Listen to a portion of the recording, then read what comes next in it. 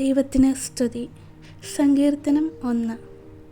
ദുഷ്ടന്മാരുടെ ആലോചന പ്രകാരം നടക്കാതെയും പാപികളുടെ വഴിയിൽ നിൽക്കാതെയും പരിഹാസികളുടെ ഇരിപ്പിടത്തിൽ ഇരിക്കാതെയും യഹോവയുടെ ന്യായപ്രമാണത്തിൽ സന്തോഷിച്ച് അവൻ്റെ ന്യായപ്രമാണത്തെ രാപകൽ ധ്യാനിക്കുന്നവൻ ഭാഗ്യവാൻ.